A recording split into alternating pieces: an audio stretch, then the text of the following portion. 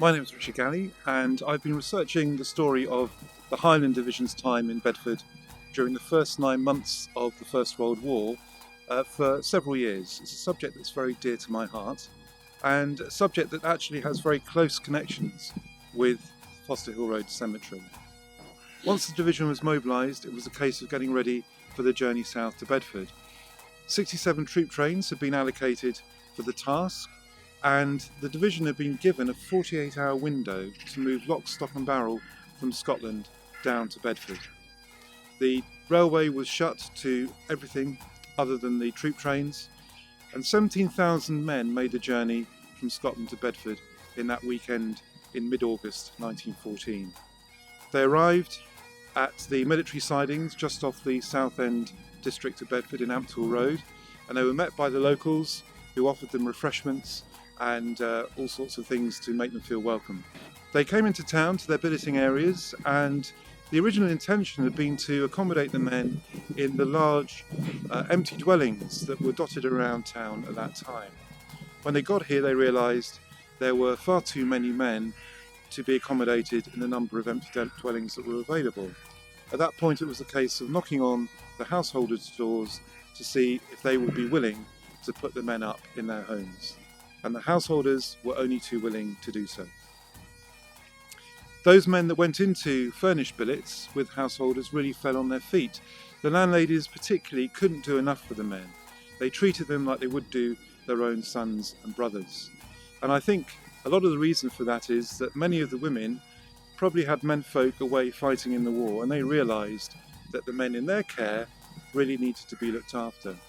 Homesickness was actually quite a problem for the division in the first couple of weeks after it arrived. A lot of the men who came to town were away from their close communities for the first time in their lives, and they really felt the effect of that.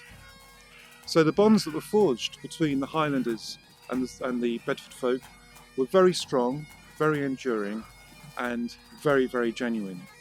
In fact, within a week of their arrival, the Bedfordshire Times was referring to the Highland Division as Bedford's Highlanders. Such was the feeling that this was a division that belonged to the town. The division was in Bedford from that weekend in August 1914 right through to the first 2 days in May 1915. Once they received orders to move at the end of April 1915, they left town as quickly as they had arrived. And they were moved straight from Bedford on the troop trains down to the south coast ports, where they got on the troop ships, sailed to France, and very quickly into action on the Western Front. Before they left, they had to endure what is commonly referred to as the measles epidemic, which struck the division in the winter of 1914-1915. And this caused a major issue for the division and also for the town itself. It's estimated that probably somewhere in the region of 500 to 600 men actually became ill, not just with measles, but also with diphtheria and scarlet fever. And those 500 were men who were in a serious enough condition for it to be recorded. So there must have been many more who were less badly affected, who also fell ill. Of that number, it's estimated somewhere in the region of 150 died. And this caused immense concern in the local population in town. The local people couldn't understand why such fit young men were dying in such numbers with what were considered at that time to be childhood conditions. The fact was that many of the men arrived in Bedford, particularly those from the more remote parts of the Highlands and Islands, with no immunity to the diseases that they were exposed to when they arrived here.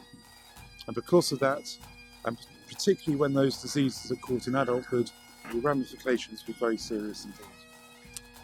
The diseases themselves weren't necessarily the killers. It was bronchial pneumonia that seems to have been the primary cause for the majority of the deaths.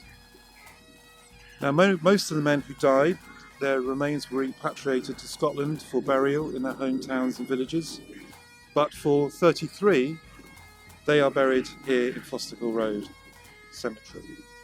Most of them are in this military plot, but there are 3 graves down towards the bottom of the cemetery hill on the boundary of Bedford Park, and those 3 are men who died in the very, very first months, or first weeks rather, of the disease hitting the division. We don't yet really know why some men were repatriated to Scotland for burial and others stayed in Bedford. The main reason seems to be that the government would not pay for repatriation of mortal remains.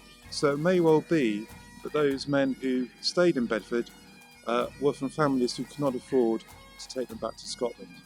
But here they remain, and once a year, on the Sunday before Remembrance Sunday, the Scots Society in Bedford organise a remembrance service amongst the graves.